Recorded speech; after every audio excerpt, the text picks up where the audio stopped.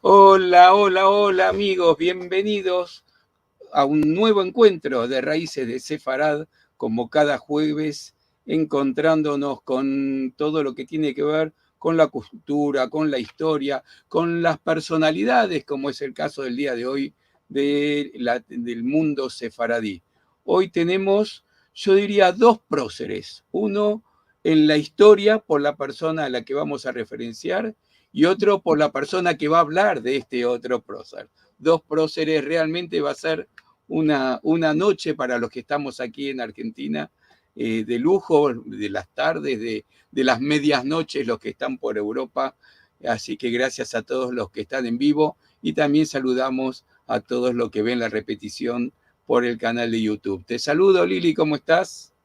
Hola Marcelo, hola a todos. Como cada semana es un placer estar acá y siempre estamos muy entusiasmados por el tema que vamos a presentar. Hoy también no puedo decir más que otras veces porque sería en desmérito de los otros presentadores y sus temas, pero es un gran amigo y el tema me apasiona personalmente. Así que estoy muy, muy feliz de estar aquí para compartirlo con todos. Y ahora vamos a ver lo que viene. No sin antes, como siempre, agradecer, porque no hay que dejar de agradecer a los que hacen su aporte, ya sea su aporte económico, pero también a los que hacen sus comentarios, que respondemos todos. A veces nos retrasamos un poco, pero leemos y respondemos todos los comentarios, los que comparten los videos y nos hacen conocer más en todo el mundo, así llegamos a más lugares con nuestra cultura sefaradí. Los que quieran aportar dinero, ahí tienen unas cuantas formas de hacerlo, o se comunican con nosotros directamente, y si no, un simple like, me gusta. Mira, todavía no hay ninguno de este video, pero ya pueden ir poniendo me gusta, o lo hacen al final si es que les gusta. Así que todo eso es muy bienvenido. Por supuesto, todo lo que hacemos es sin fines de lucro. Ninguna de las personas que trabajan en esto, ni Liliana, ni yo, ni los conferenciantes, ni la gente que nos ayuda con la difusión y estas cosas, cobra absolutamente nada. Los que sí cobran son los del dueño de las plataformas de internet y estas cosas. Así que bueno, gracias a los que colaboran. Recordarles que estamos saliendo por Facebook, YouTube y también ya estamos saliendo por Instagram, ya se están sumando en Instagram y vamos sí a lo que tenemos para esta semana. Sí, este domingo en nuestro tradicional Encontros de Al-Had, una actividad que tenemos hablada en judeo-español, justamente vamos a presentar un nuevo libro en judeo-español. Esto, como siempre, es en vivo en los mediodías de Argentina a la 1 de la tarde. En el anuncio van a encontrar horas de referencia de otros países. Esto será por parte de la revista Aquí Yerushalayim, con su anfitrión del día domingo, Aldo Sebi, y su invitado, su musafir, Manuel Galvez Ibáñez, autor del libro que presentaremos. Así que los esperamos este domingo a la 1 del mediodía. Se fijan en el anuncio las horas locales. Y el próximo jueves, en este mismo horario, vamos a tener GeoSefarad, geolocalizaciones de juderías de Sefarad y rutas de expulsión de sefaradíes. Esto será en vivo también con el doctor José Gregorio Leperbanche Valencia, creador de Global Story Maps, y también el GeoSefarad, que es el que vamos a conocer. Así que los esperamos al jueves a las 19 horas en Argentina y, como dije antes en los anuncios, se encuentran horarios de referencia en otras ciudades y en otros países. Saludamos a José que está aquí con nosotros. Parece que estamos haciendo que toda España quede despierta a medianoche si seguimos así. Bien, y el tema que me apasiona es una mujer maravillosa, una heroína para mí, doña Gracia Nací, Beatriz, Gracia, la señora, mucho más que una viajera. Esto será con nuestro invitado y amigo del día de hoy, Sebastián de la Obra, al que les voy a presentar. Sebastián de la Obra Sierra es historiador, bibliotecario y documentalista, nacido en Úbeda. Fue adjunto al Defensor del Pueblo de Andalucía entre 1996 y 2007. Anteriormente, en 1995, fue presidente de la Asociación Pro Derechos Humanos de Andalucía. Director de la Biblioteca del Parlamento de Andalucía, director del Archivo y Servicio de Documentación del Parlamento de Andalucía, fundador de la Casa de la Memoria en Sevilla y director de la Biblioteca de Casa de Sefarad, Casa de la Memoria de Córdoba, España. Se formó en Granada, donde estudió Filosofía y Letras, Magisterio y Documentación, y reside en Córdoba, comprometido en el desarrollo de actividades de contenido y proyección sociocultural. Sebastián cuenta con un amplio número de publicaciones en revistas sobre exclusión social, inmigración, derechos humanos y libertades públicas, además de artículos relacionados con la documentación, la historia de Andalucía y el judaísmo hispano. Y le damos la bienvenida. Hola, Sebastián. Buenas tardes a Argentina, buenas noches al resto del planeta. Estamos contentísimos de tenerte, Sebastián. Sos, como dije al principio, uno de los próceres que tenemos. Este año nosotros estamos intentando renovar la gente que da conferencias, pero tú eres de las personas que al menos una vez por año queremos escucharte, porque que no sea tu falta, como dicen los marroquíes, queremos tenerte con nosotros. Y más con un tema como el de hoy. Y no creas que es por desvelarte a propósito, ¿eh? Yo entiendo que estáis contentos porque estáis despiertos. Es decir, a la hora en la que estáis muy bien. Yo no sé si voy a responder a la expectativa, pero en cualquier caso es un placer. Mira, yo ya estoy viendo que ya hay gente de Valencia, de Córdoba, España y hasta de Londres, así que tu función será mantenerlos despiertos a ellos con lo que nos vas a contar. Vamos a ello. Sois tan infatigables como yo, como decía Liliana hace un rato.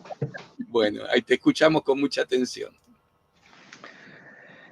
Bien.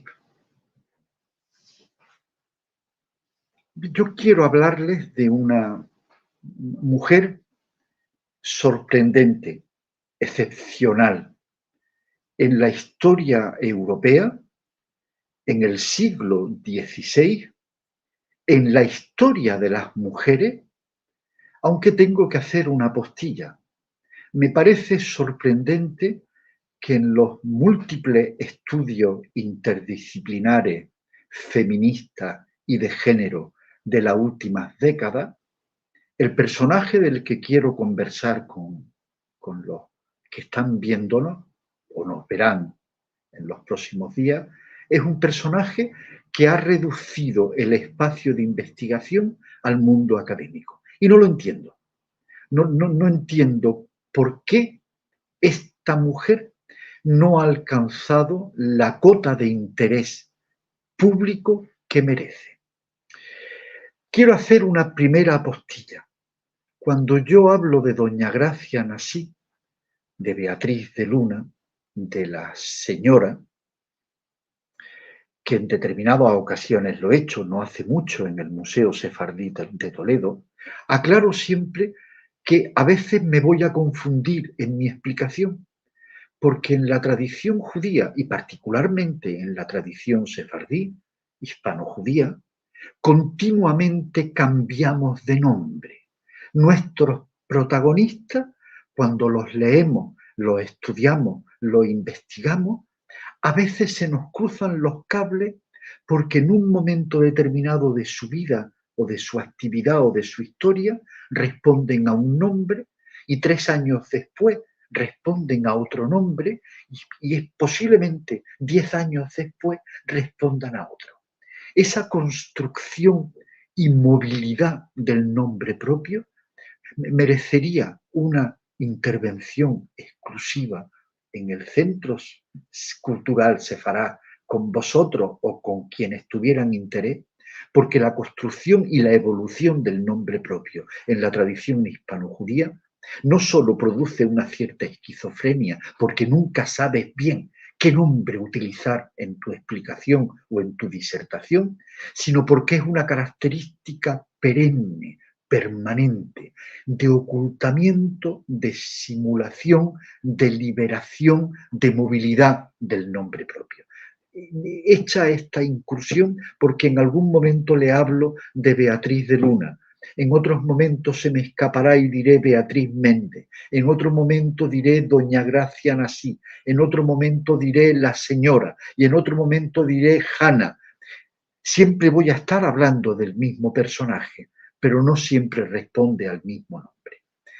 Hecha esta aclaración, quiero indicarles que ya estamos en el 19 de abril del 2024, por lo menos en Sefarad, en la península ibérica. Y se conmemoran los 518 años de una de las grandes masacres y matanzas del pueblo judío en Europa, en Lisboa, un 19 de abril de 1506.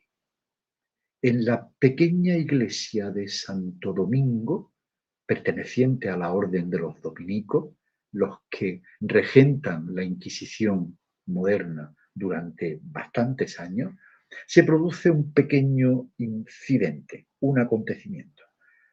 Un crucifijo que hay en la iglesia se ilumina con resplandor en un momento determinado y el público, los feligreses asistentes a la iglesia de Santo Domingo en Lisboa, consideran que es una señal divina y empiezan con alborozo a agradecer la presencia de Cristo, etcétera, etcétera.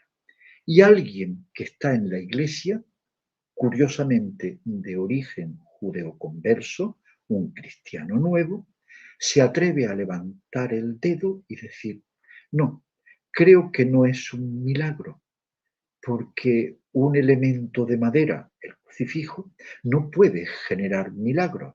Creo que es el efecto de la luz que produce una vela que está en su inferior.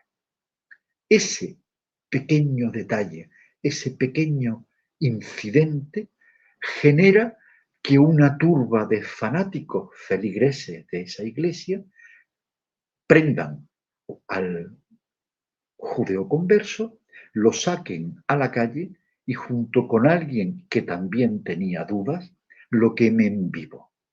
Sucede todo en un día, 19 de abril de 1506. El acontecimiento genera que todos los barcos que hay en el puerto de Lisboa, de alemanes, flamencos y franceses, al ver la turba de fanáticos que están acudiendo al barrio donde vive la mayoría de los judeoconversos en Lisboa, se suman a esa turba porque intuyen que va a haber saqueo. Y los mercenarios, el saqueo es como un regalo divino.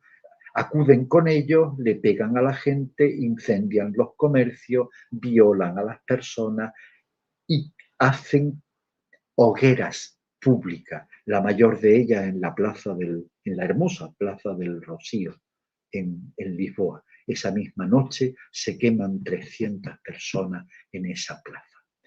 El acontecimiento tuvo un efecto impresionante porque da pie a la instalación años posteriores de la Inquisición en Portugal, y el acontecimiento genera una tensión social increíble.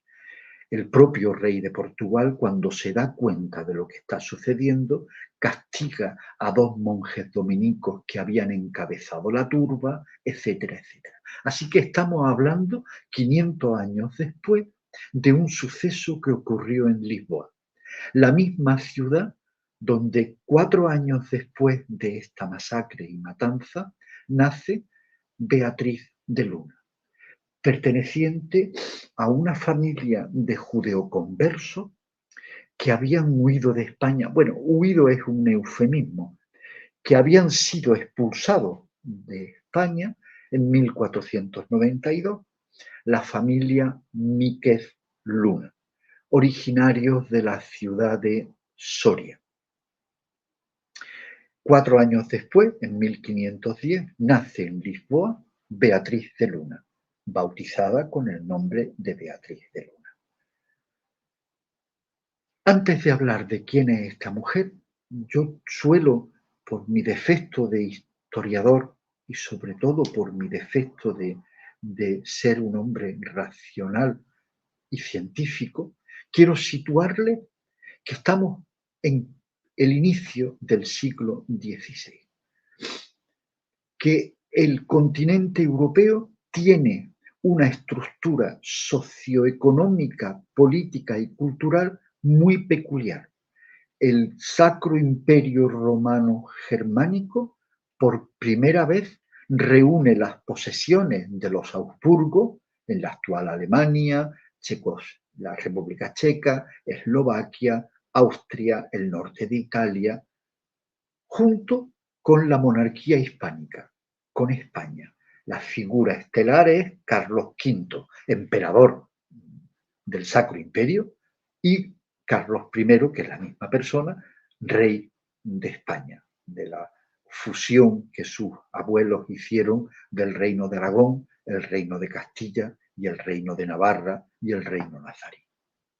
Que en Europa los franceses tienen una dinastía muy peculiar, primero con Francisco I y posteriormente con Enrique II, de los Valois, y que pretenden ser un poder que dé contrapeso a la inmenso poder, valga la expresión, de Carlos V, con la península ibérica y con el Sacro Imperio Romano Germánico.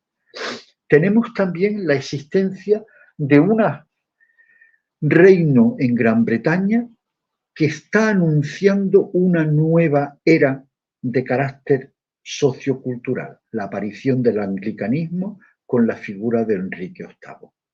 Tenemos una situación en el Mediterráneo muy sorprendente porque gran parte del Mediterráneo se encuentra bajo la hegemonía del Imperio Otomano, con una figura estelar, primero con su padre, pero fundamentalmente con la figura estelar de Suleimán el Magnífico, el sultán, el gran sultán del Imperio Otomano, posteriormente con su hijo Selim II y después con su nieto Murad.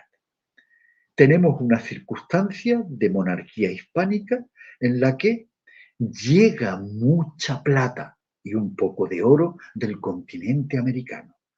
Tenemos una situación en la que la metrópoli hispana va a conquistar el enorme, ya ha conquistado el imperio azteca, pero va a conquistar en pleno siglo XVI el imperio inca, lo que serían ahora los territorios de Ecuador, Perú, parte de Colombia, parte de Venezuela y de Centroamérica. Ese es el contexto geopolítico donde nace la figura de Doña Gracia Nací. Y hay un contexto no solo del paisaje, sino del paisanaje. Piensen ustedes, sé que les va a resultar un poco anacrónico que le haga una especie de inventario onomástico de figuras estelares del siglo XVI. Teresa de Jesús, la gran mística hispana, y yo diría la gran mística europea, junto con Hildegarda. Teresa de Jesús, de origen judeoconverso. Pero piensen ustedes que a principios del siglo XVI, Miguel Ángel Buonarroti está pintando la Capilla Sixtina. Piensen ustedes que en Italia, con la apoteosis de esa nueva corriente de pensamiento, de arte, de cultura que es el Renacimiento, está Caravaggio, está Tintoretto, está Veronés, está Tiziano. Piensen ustedes que en los actuales Países Bajos aparece la figura de Gerardo Mercator, que aunque no sea muy conocido para el público en general, Gerardo Mercator es el creador de la imagen que tenemos los seres humanos del planeta. Me explico. La imagen que tenemos en nuestra retina, en los libros de texto de nuestros bisabuelos, nuestros abuelos, nuestros padres, nosotros mismos y nuestro hijo, la creó Mercator. Ese planisferio que conocemos y que sigue siendo el anagrama de la ONU es producto de Mercator. Pero imagínense que se dan, y son amigos, se da la confluencia de amistad y de enseñanza de los pensadores más importantes de Europa en ese siglo y posteriores. Michel de Montaigne en Francia, uno de los grandes precursores del pensamiento racional y del valor de la ética, con sus ensayos. Como curiosidad, Michel de Montaigne es de origen marrano, de origen judeo-converso.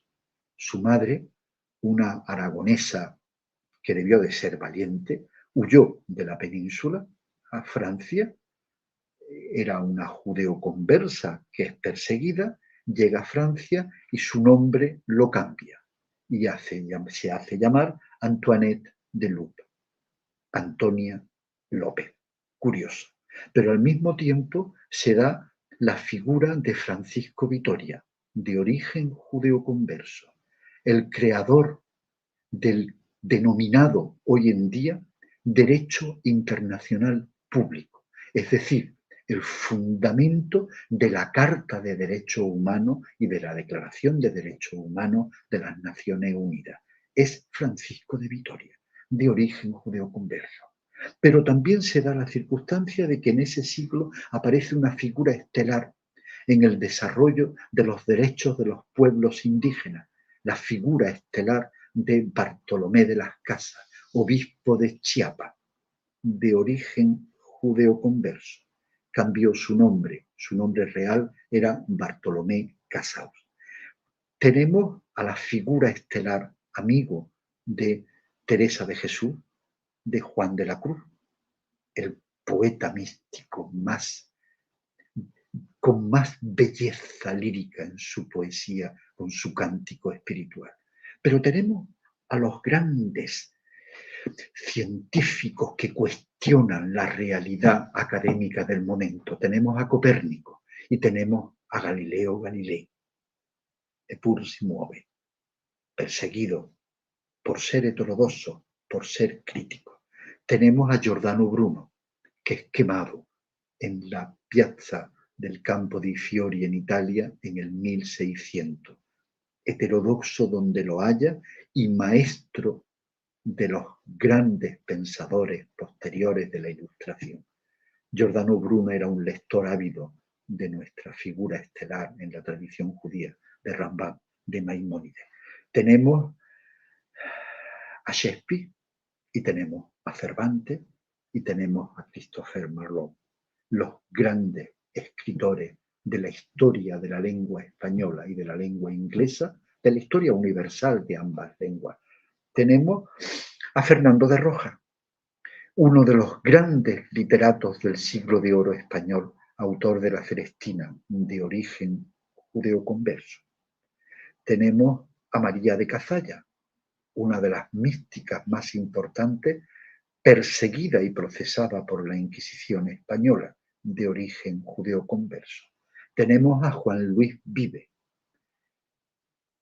Tenemos a Veronés.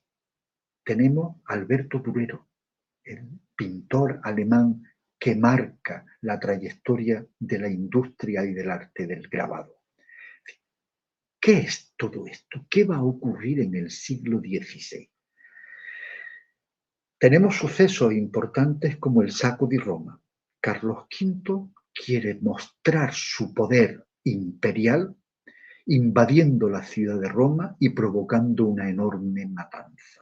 Tenemos la pérdida de poder político de los franceses frente al emperador Carlos V. Tenemos la aparición de la Reforma con Lutero, con Martín Lutero, que por cierto escribe un pequeño tratado hermosísimo que se llamaba Jesús nació judío, con la intención de atraer al movimiento reformista, que en la época se le llamaba luteranismo o luterano, de atraer a los judíos a la reforma. Y cuando no lo consigue, escribe un panfleto antisemita y antijudío terrible. Curiosidades de la historia y del fanatismo humano. Todo eso sucede en el momento en que doña Gracia Nassí, Beatriz de Luna, la señora, nace en Lisboa en el 1510. ¿Por qué le he contado esta introducción? Porque frente al siglo XIII, la enorme crisis europea provocada por la peste, por la pobreza, por el despoblamiento, por el abandono de la agricultura, por la creación de los guetos en las ciudades, frente a los graves problemas sociales y políticos del siglo XIV, la unidad del territorio hispano bajo la monarquía moderna de los reyes católicos, las leyes antisemitas y antijudías de Ayllón en el 1412, las persecuciones del denominado problema judeo-converso, la creación del chivo expiatorio en el norte de Italia y en Francia de nuestras comunidades judías, etc., el siglo XVI aparece como una de las grandes novedades en la historia de la humanidad. Ustedes lo denominan a eso el mercantilismo, es decir, el que la economía se sustenta no ya tanto en el sector primario, en la agricultura, como en el resultado de la movilidad de los bienes, es decir, el transporte marítimo y el terrestre, el comercio y el intercambio favorece la creación de un sector que es el comercio en general de todo tipo de bienes y recursos, que circula en una primera globalización económica en Europa y fundamentalmente con la apertura de una vía comercial al continente americano y de otra vía comercial que surge de los portugueses, fundamentalmente de Vasco de Gama, cuando rodea todo el continente africano por el Cabo de Buena Esperanza y abre todo el tráfico de especias, de productos, de materias primas que viene de Asia hacia el continente europeo. Eso va a ocurrir y está ocurriendo en el siglo XVI. Y ahí nace, vive, tiene protagonismo y muere el personaje al que queremos tanto Liliana y Marcelo como yo mismo, Beatriz de Luna. Beatriz de Luna procede de una familia de Soria, la familia Míquez Nasí, comerciantes pudientes. El término en castellano, por lo menos en la península ibérica de pudientes, no ricos, pero con recursos económicos, que se ven forzados a huir de Castilla, de Soria, con el decreto de expulsión de 1492. Se convierten al cristianismo, bautizados, llegan a Portugal y en Portugal se afincan. En Soria también tiene su origen la familia Benveniste. ¿Por qué nombro a la familia Benveniste, que aparentemente no tienen nada que ver con doña Gracia Nasí, con Beatriz de Luna? Porque de la familia Benveniste surgen como herederos, de Meir Benveniste, surgen como herederos y se afincan en Portugal en el mismo viaje, en el mismo itinerario de huida que la familia Míquez Nasí. La familia Benveniste tiene como protagonista en nuestra historia, en nuestro relato, a Francisco Méndez Benveniste y a Diogo Méndez Benveniste. Ambos son hermanos, ambos viven en Portugal y son ciudadanos portugueses judeo-conversos. ¿Y qué tienen que ver con doña Beatriz de Luna? Porque serán el marido y el cuñado de nuestro personaje elegido. Beatriz de Luna nace en Lisboa 4 años después de la masacre de 1506 y se casa, nace y es bautizada con el nombre de Beatriz de Luna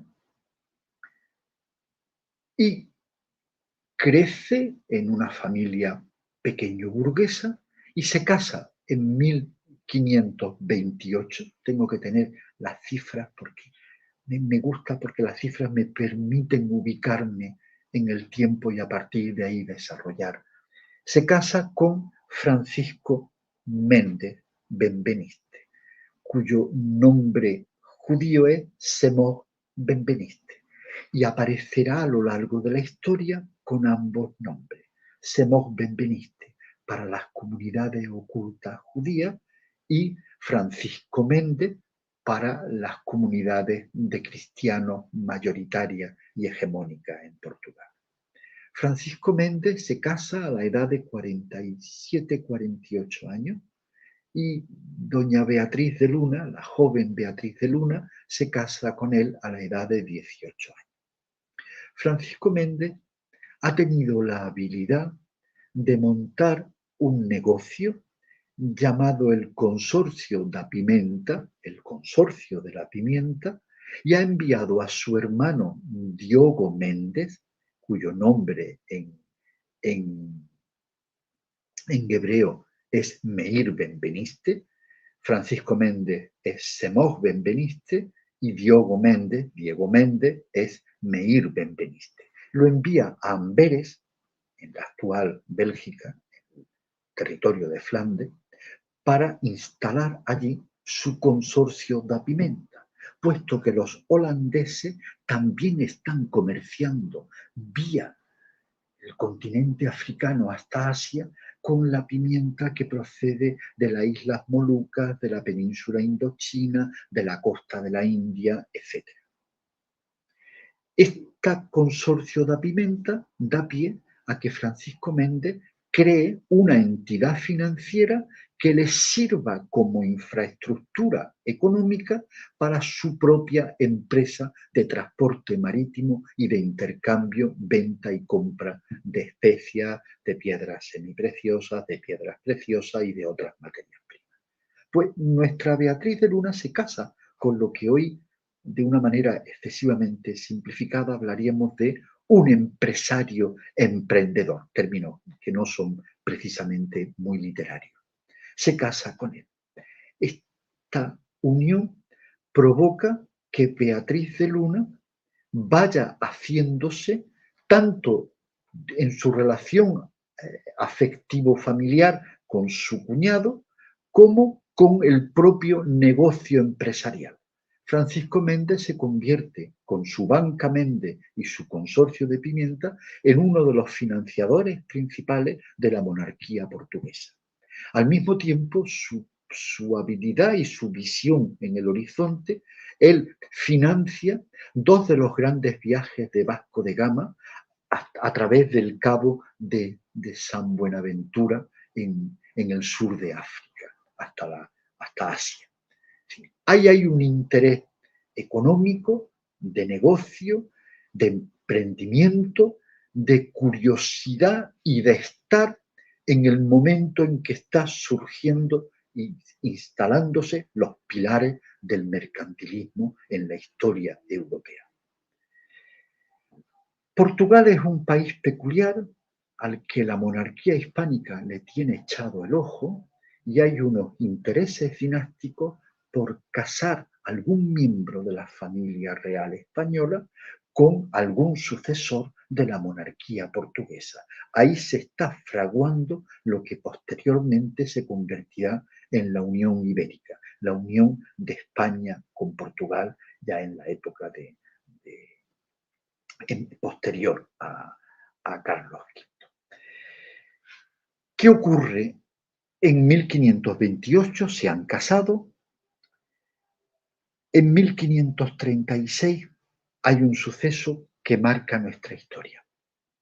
La Inquisición española, también llamada Inquisición moderna, se instala en Portugal.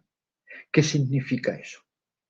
Significa que, a pesar de la cierta tolerancia de la monarquía portuguesa con nuestros judeoconversos, a diferencia de la intolerancia de la monarquía hispánica con su Inquisición, los portugueses mayoritarios, el cristianismo portugués, tolera la presencia de judeoconversos, incluso tolera o sabe o hace la vista gorda a que muchos de nuestros judeoconversos en Portugal, herederos de los expulsados de España, sigan practicando un judaísmo discreto, clandestino, oculto, pero que se sabe que se está practicando. Eso se modifica por completo cuando se instala la Inquisición moderna, la Inquisición española en Portugal. ¿Qué significa eso? Que algunas de las familias prominentes de la burguesía portuguesa, de los empresarios, de los banqueros, de los prestamistas, de los intelectuales, de los médicos, de los traductores, de los notarios, de los escribanos, etcétera, etcétera, sospechen que van a estar en la diana de la Inquisición. En esa situación está Beatriz de Luna, su marido Francisco Méndez, la hermana de Beatriz de Luna, Brianda, la hija de Beatriz de Luna, que tiene una hija con Francisco Méndez, Reina, y la hija, en el futuro, de Brianda. Diogo Méndez, el hermano del marido de Beatriz, está en Amberes. Es consciente de lo que está pasando en Portugal, pero él está en Amberes, aunque después va a ser procesado por la Inquisición portuguesa, porque tiene mucho interés la Inquisición portuguesa y la española, que es la misma, en confiscar bienes. Ese es uno de los objetivos. Oficialmente es perseguir herejes y extraoficialmente es a ver si las finanzas de la Inquisición nos permiten seguir viviendo y gobernando las mentes y los cuerpos de las personas. Bien, 1536 se instala la Inquisición en Portugal y lamentablemente, no como consecuencia de eso, pero supongo que psicológicamente algo tiene que ver, muere Francisco Méndez. Muere Francisco Méndez dejando todos sus bienes a Beatriz, a su heredera, a su hija, y como administrador de sus bienes a su hermano Diogo, que se encuentra en Amberes. Beatriz, su hija, su hermana y un sobrino deciden salir de Portugal. Iba a decir discretamente. Es difícil salir discretamente cuando tienes muchos bienes, cuando eres muy conocida, cuando perteneces a una élite económica. No es discreta la salida, pero sale en dirección a Londres. Desde Amberes, su cuñado, Diogo Méndez, que es el gerente del consorcio de Pimenta y de la Banca Méndez en Amberes, ha hecho gestiones en Londres para permitir la llegada de su cuñada, de su sobrina, de su sobrino, con sus recursos. Y avanza que eso va a permitir que en Londres se pueda instalar la propia Banca Méndez, cosa que a los británicos también les interesa, porque ya hay un casi monopolio, será posterior el monopolio total, pero hay un casi monopolio del tráfico de especies controlado por la familia Méndez. Hay una breve estancia en Londres de Beatriz de Luna, de su hija y de su hermana y de su sobrino, y pasan automáticamente a Amberes. Hay algo que debo de indicarle. Le he hablado ahora mismo de una judeoconversa de origen hispano que nace en Portugal, que se casa con otro de Soria, que tenía recursos económicos, que ha montado una banca, una empresa que es un consorcio de pimienta y que controla el tráfico, etcétera, etcétera, y que el fallecimiento de su marido y la presencia de la Inquisición en Portugal hace que salga de Portugal. Bien, a eso tienen que añadirle algo que va a estar presente en la vida de doña Beatriz de Luna, futura doña Gracia Nasí y eterna señora, que es que desde joven Beatriz de Luna se siente con la obligación moral de ayudar a los suyos. ¿Quiénes son los suyos? Los que han tenido un mismo proceso de construcción de su identidad. Los judeoconversos expulsados de la península, que viven en Portugal o que viven ocultos en la península ibérica, en España, y que tienen que huir de la persecución, del señalamiento, de la Inquisición, de los sectores populares, de las instituciones públicas, etc. ¿Por qué le he hecho este inciso? Porque en los barcos en los que van cargados con los bienes de doña Beatriz, de su hermana, de su marido fallecido, etc., van repletos de judíos ocultos que huyen de Portugal y en general de la península ibérica. Esto es el inicio de la Beatriz de Luna, salvadora de judíos y protectora de judíos hasta su muerte. En todo movimiento que yo les voy a relatar de Beatriz de Luna, de una ciudad a otra, de un país a otro, de un continente a otro, aparecen siempre como un elemento oculto, pero real, que sus viajes son al mismo tiempo una diáspora de futuro para todos aquellos judíos huidos de la península ibérica, de Portugal y de España. Se instala en Amberes y en Amberes empieza a adquirir un enorme protagonismo. Beatriz de Luna es una cristiana nueva bautizada que establece una estrecha relación con las comunidades judías y de origen judeoconverso de Amberes, de Ámsterdam, de lo que sería Flandes, los Países Bajos, etc.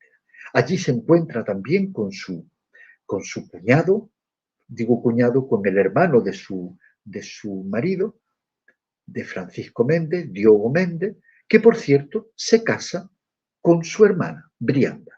Y ustedes dirán, esto es muy endogámico. Sí, la historia de las grandes familias de la tradición judía o hispano-judía, sefardí, es una historia de endogamia, como lo ha sido la historia de todas las grandes familias, sean cortesanos o no, en la historia de Europa, a lo largo de la Edad Media y a lo largo de la Edad Moderna.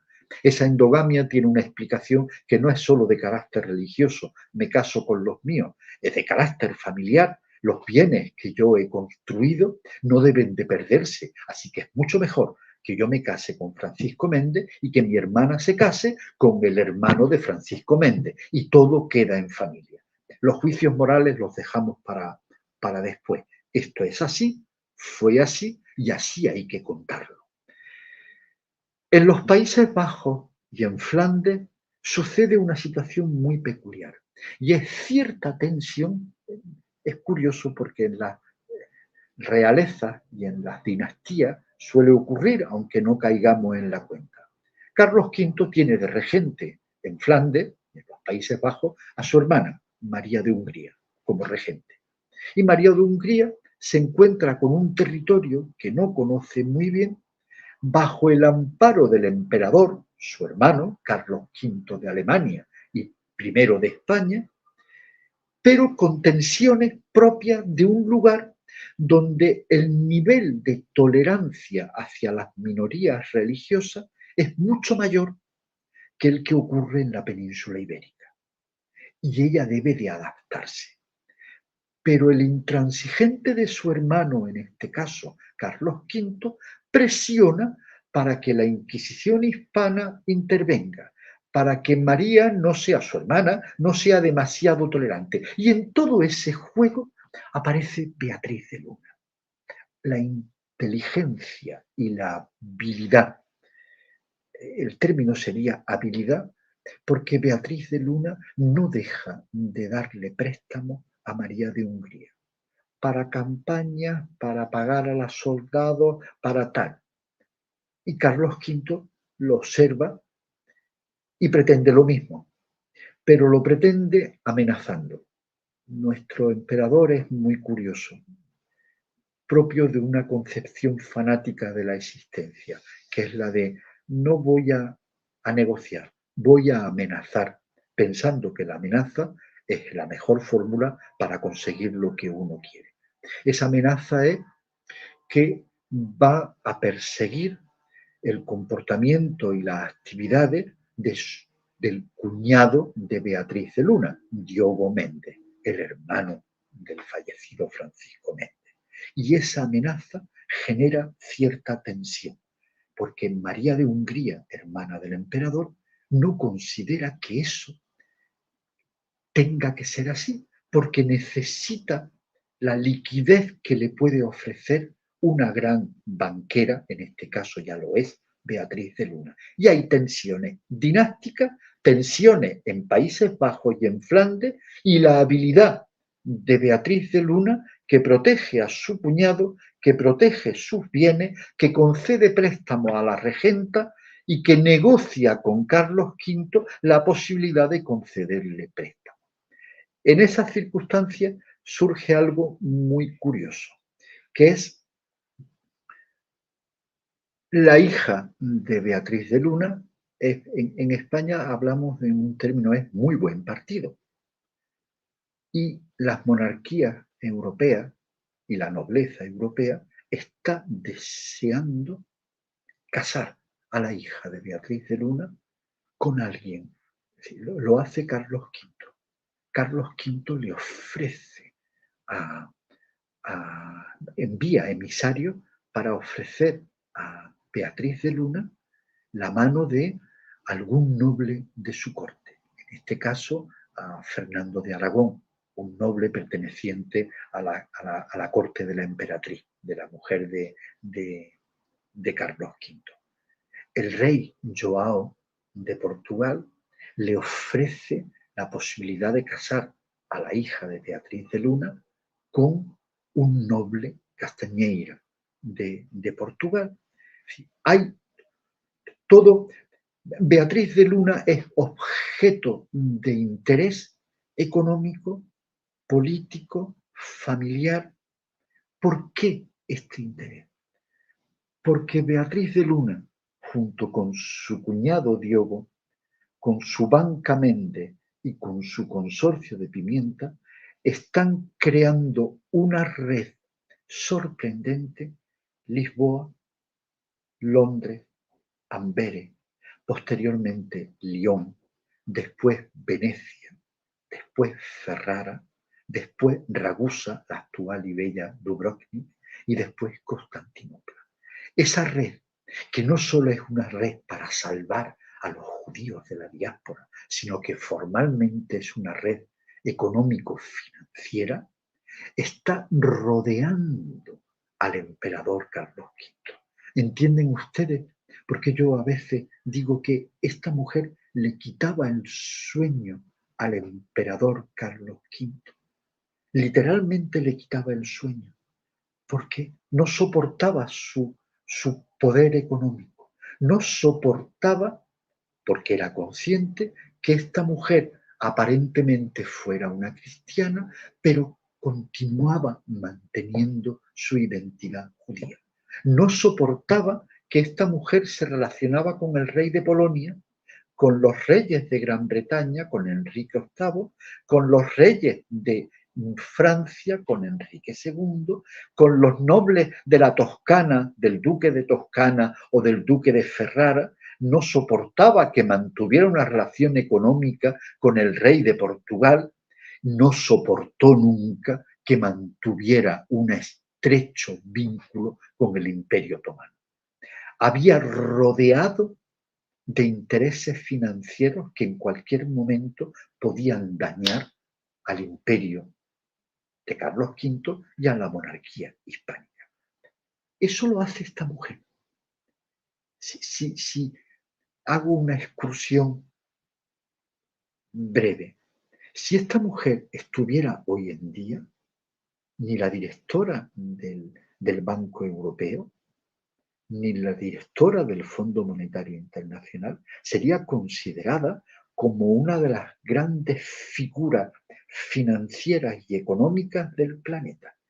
¿Por qué no es objeto de interés popular, académico o cultural, siendo una figura estelar del siglo XVI europeo, uno de los grandes siglos de la historia europea?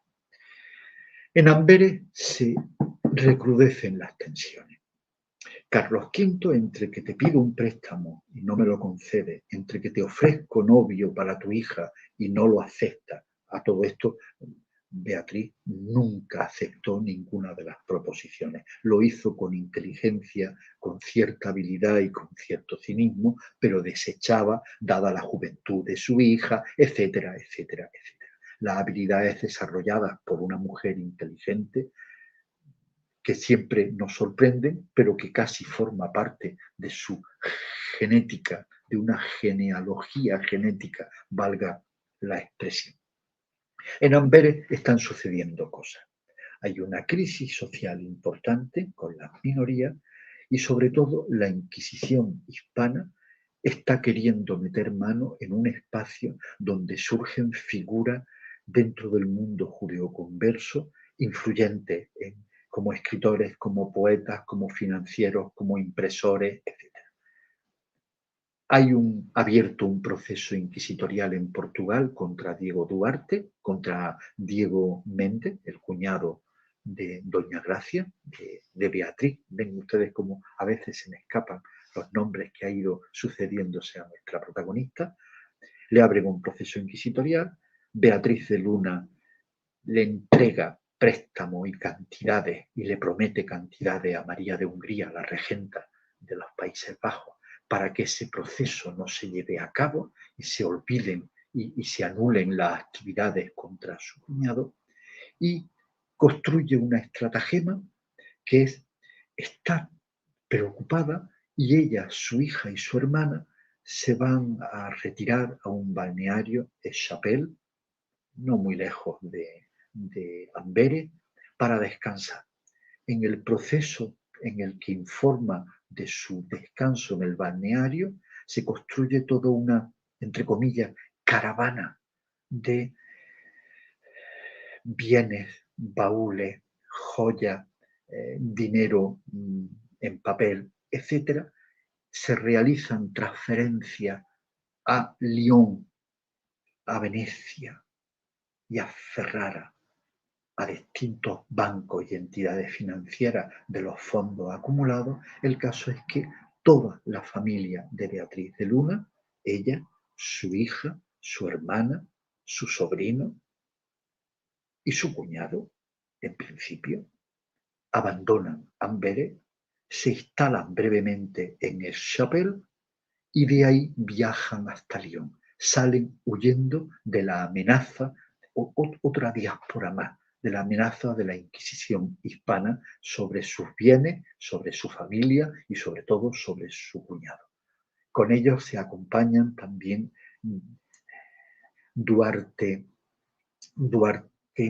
me olvidan a mí algunos nombres, Duarte Gómez, de nombre judío Salomón Usque, que era el que regentaba y administraba los bienes de Diego Méndez, el cuñado de doña Beatriz. Sebastián, disculpa, te interrumpo para decirte que nos quedan 5 o 10 minutos nomás. Pues porque vamos a hacer que muera Beatriz. no tanto. Tenemos todavía 5 o 10 minutitos. De Lyon, Beatriz se instala en Venecia. Se instala ella, se instala su hermana, se instala su hija, y en Venecia Beatriz no tiene relación directa con la comunidad judía porque Beatriz ha alcanzado un nivel que está por encima de las tradiciones religiosas. Vive fuera del gueto, viste como una veneciana, forma parte de los círculos literarios y culturales de Venecia, fomenta a los pintores de la época. Antes le he hablado de Veronés, le he hablado de Tiepolo, le he hablado de Tintoretto, etcétera, etcétera. En Venecia ocurre un suceso dramático que también forma parte de la miseria humana en la tradición judía y en cualquier otra tradición. Ha muerto su cuñado, Diogo, y su cuñado, inteligente y con visión de futuro, le ha dejado como administradora de todos sus bienes a su cuñada, a Beatriz de Luna, no a su mujer, Brianda, hermana de Beatriz, sino a Beatriz. Eso genera una tensión familiar. Estas son las miserias familiares y humanas en las que su hermana acusa a Beatriz de judaizante. Ya lo sabemos, toda la familia eran judaizantes, era un judaísmo oculto, que se conocía más o menos, pero era oculto. Pues denuncia a su propia hermana ante el tribunal de la Inquisición, marcada por el rencor y el resentimiento, dos de las grandes males del ser humano. No puedes vivir con rencor y con resentimiento porque nunca vas a vivir en paz. La denuncia y Beatriz piensa, no puedo resistir esta tensión, me voy a ir de Venecia. Entre otras cuestiones porque ya tiene aviso e invitaciones del sultán del Imperio Otomano, Suleimán el Magnífico, conocedor del poder económico y de mecenazgo que tiene esta mujer en Europa. Beatriz se va a Ferrara, que pertenece al Ducado de la Toscana. En Ferrara, Cosimo, el duque de Ferrara, es un hombre tolerante, abierto, hábil, inteligente, que permite la presencia de judíos y judeoconversos y las prácticas religiosas siempre que no sean muy ostentosas. Beatriz se va a Ferrara, alquila un palacio enorme por 200.000 ducados al año y en ese palacio invita a clérigos, artistas, intelectuales, al embajador de Francia, a banqueros, a empresarios, y se convierte en una mecena. Todo el mundo que trabaja para doña Beatriz de Luna es de origen judío o judeo-converso. Se convierte en una gran protectora. Beatriz de Luna en Ferrara públicamente cambia su nombre por Gracia Nasi. Y a partir de ese momento es conocida como Doña Gracia Nasi, la protectora de los judíos, la gran banquera, la gran mecenas. Vuelve al judaísmo público. En Ferrara ocurren algún tipo de suceso, sobre todo porque hay una enemistad manifiesta entre el poder político en Ferrara y el papado. El papado está presionando para que la Inquisición se instale en los territorios de la Toscana, que son territorios papales, mientras que los duques, tanto de Toscana como de Ferrara, ponen freno. Beatriz intuye que eso no va por buen camino. Va con su cohorte, porque ya es una cohorte, a la ciudad de Ragusa, instala la Banca Méndez en Ragusa, en la costa del Adriático, con lo cual a la propia Venecia ya le molesta, a la burguesía veneciana que controla una parte del Mediterráneo, ya le molesta que una empresaria tenga autonomía propia para gestionar intercambios comerciales, boicot, desarrollo, etc. Y de Ragusa se va directamente a Constantinopla, a la capital del Imperio Otomano. Allí es recibida por Solimán el Magnífico, en cuya corte trabaja un médico sorprendente de origen granadino, judío, Moshe Hamon. Moshe Hamon se convertirá en una pieza clave para que doña Gracia Nasi se convierta en todo un mito en Constantinopla. Doña Gracia Nasi se instala en el hermosísimo barrio de Pera, actualmente conocido como Gálata, en el Palacio Belvedere, y desde allí favorece la construcción de hospitales, de centros de ancianos, de sinagogas, pero no solo en Estambul, y no solo para los judíos, para los pobres estambulinos, para los pobres de Constantinopla, todavía no se llama Estambul. Construye hospitales y centros de ancianos en Esmirna, la actual Izmir, en Salónica, en Bursa, en Rodas. En el Imperio Otomano, doña Gracia tiene una visión panorámica de todo lo que está ocurriendo en Europa. Hay un suceso pequeño. Pequeño me refiero porque es una anécdota en todo este universo de acontecimientos. En la ciudad de Ancona, más al sur de Ferrara, el Papa y el Imperio han forzado a perseguir a la comunidad judía de Ancona, hasta el punto de que son expulsados más de 2.700 judíos y quemados vivos una veintena de ellos en la plaza pública. Cuando eso llega a oídos de doña doña Gracia Nasí.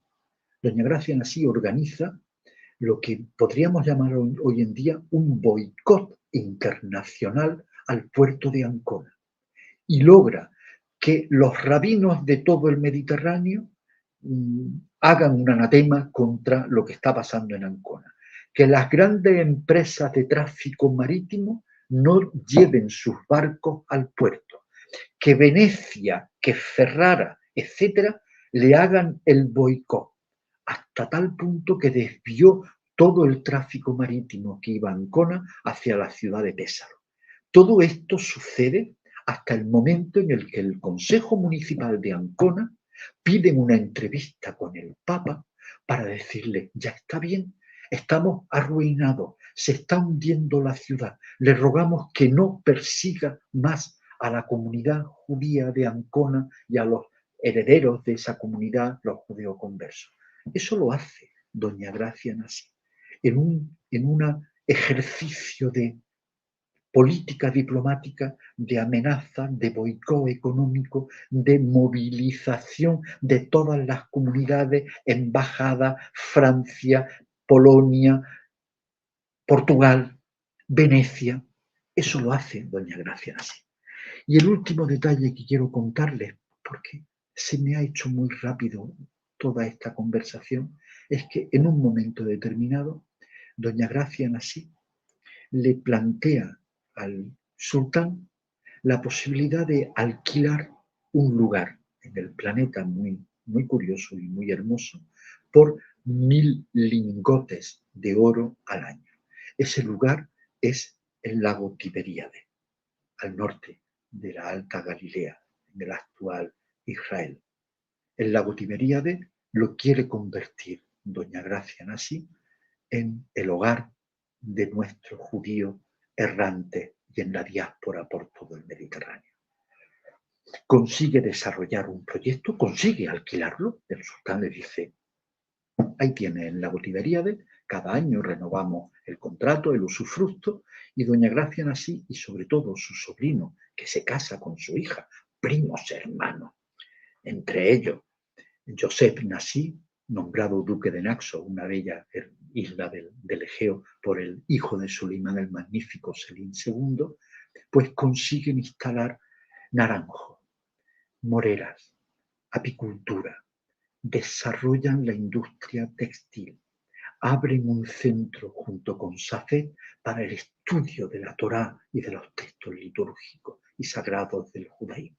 Y terminan por diseñar la posibilidad de amurallar esa zona de Tiberíade para que los judíos que están llegando a Tiberíade, protegidos por doña Gracia Nasí y por su sobrino, tengan un espacio.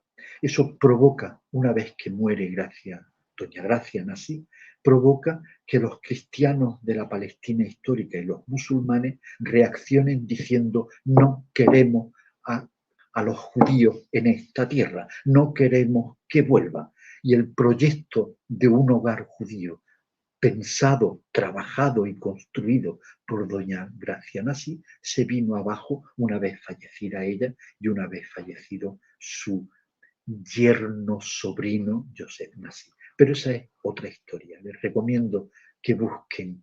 Hay un autor ya clásico y que siempre hay que acudir a él si ustedes tienen interés. Cecil Rhodes escribe las dos mejores biografías de doña Gracia Nasí y del duque de Naxos, Joseph Nasí, sobrino y yerno al mismo tiempo de doña Gracia Nasí. Se me ha hecho excesivamente rápido. No sé por qué. Porque ya no tengo sueño.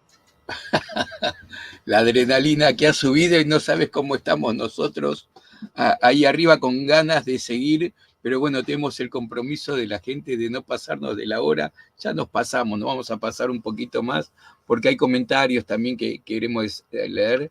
Bueno, has logrado transportarnos al siglo XVI, se nos has metido entre castillos de reyes y viajando en las barcazas los barcos más importantes con Gracia Nasí.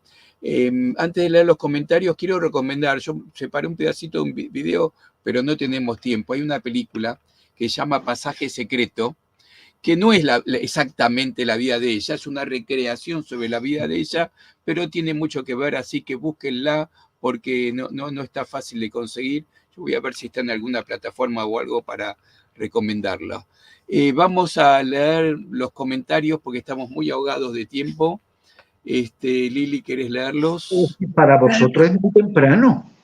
Sí, pero con la gente tenemos el compromiso de no pasarnos de 1 hora y ya vamos en 1:06. Pero no va a pasar 5 o 10 minutos más, no hay problema. Bueno, estamos ahí. Lo que pasa es que algunos que vienen también queremos que se vayan a dormir, como tú y otros que nos están mirando Ya saber y que son no unos queremos cuantos. pasarnos mucho. Sí. Everardo Treviño Garza dice, gran tema y gran expositor, espero esta participación con gran expectación. Saludos desde la Sultana del Norte, Monterrey, México, tierra a donde vinieron a dar los Sousa o Sosa cordobeses. Bien. José Gregorio Lepermanche, Valencia, saludos desde Valencia, medianoche en la península ibérica. Besos, José. Gloria Cohen, es un tema apasionante el de hoy, muy interesada en esta conferencia, un lujo. Un saludo a todos desde Buenos Aires. Pepe González Arenas, saludos desde Córdoba, España. Este es mi amigo, este es amigo. Y nocturno, y nocturno. Bernard Miller desde Londres, saludos, estoy esperando con ganas de aprender más sobre una pariente remota, pero muy importante históricamente. Yo le digo la tía Gracia, porque era Benveniste después de todo. Sí, señor. Adrián Toro Quinteros, shalom para todas vuestras mercedes, grato estar con vosotros en Raíces de Sefarad, un tema imperdible. Roxana Saldañas, shalom de Recife, Pernambuco, Brasil.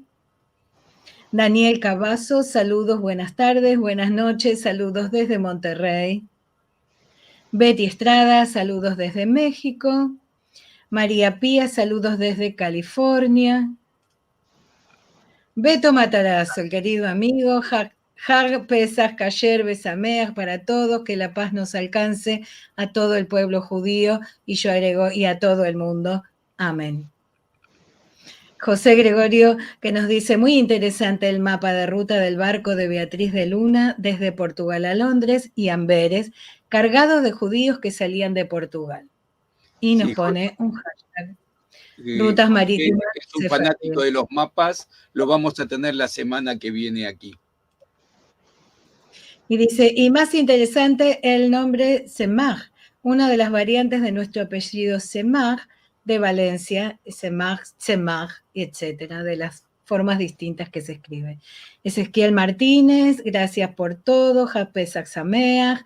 Una pregunta para don Sebastián, dice Adrián, en su concepto, ¿cuáles son los mejores libros alusivos a la vida de doña Gracia? Bueno, lo dijo recién, ¿no?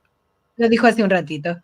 Yo agrego, si te parece bien, que está en inglés. Sí, la mujer que desafió a los reyes, sí. Exactamente. También es, pero no está en castellano.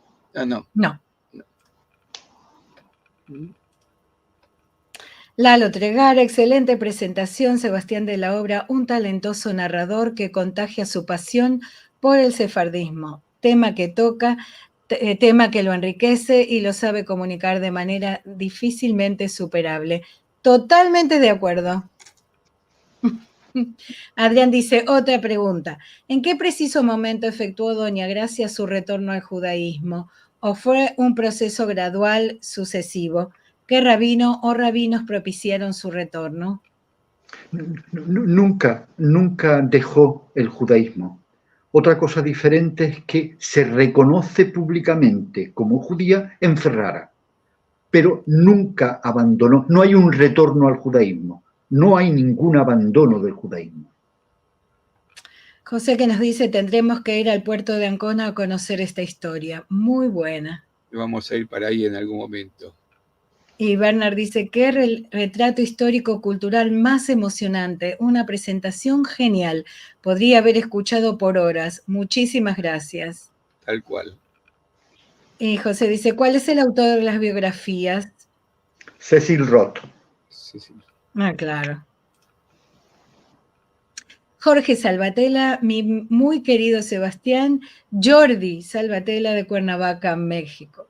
Ay, su hermana vive en Valencia. Y Adrián dice, impecable presentación, muchas gracias a todas y a todos, cada día aprendemos más en esta magnífica escuela llamada Centro Cultural Sefarad, muchas gracias. Roxana Saldaña que dice, Hag Samea. Y a todas y todos, Hag Samea, Pesach Sameach y Shabbat Shalom.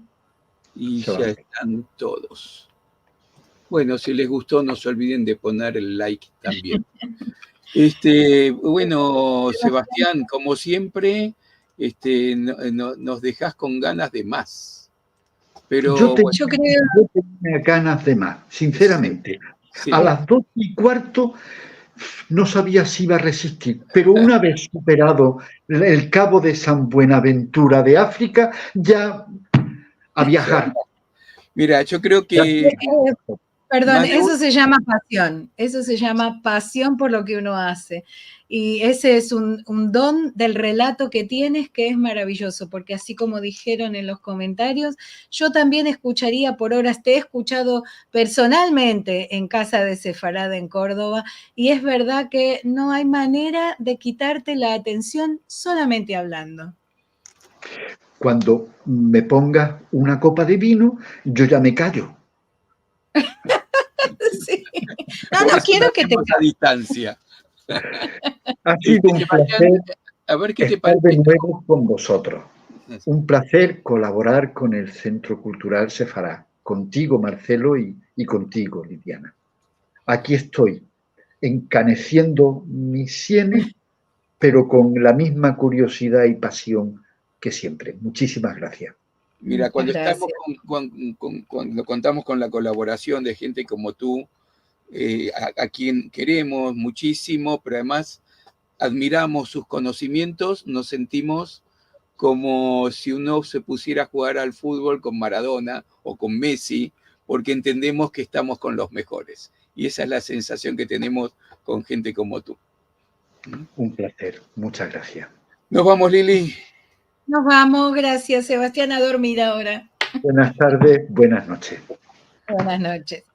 El próximo domingo nos encontramos, como cada mediodía de Argentina, en Encontros de Al-Had, nuestra actividad que es en ladino, en judeo-español. Vamos a presentar un nuevo libro en judeo-español. Esto es en vivo con Aldo Sevi y Manuel Gálvez Ibáñez, el autor del libro. Para el próximo jueves los invitamos a conocer sobre GeoSefarad, geolocalizaciones de juderías de Sefarad y rutas de expulsión de sefaradíes con el doctor José Gregorio Leperbanche Valencia, creador de Global Story Maps y de GeoSefarad. Y así nos vamos, nos reencontramos como siempre domingo, jueves y a cada instante en todas las redes sociales, estamos por todos lados. Que descansen los que están en Europa, nosotros tenemos para un rato más. Chao. Adiós.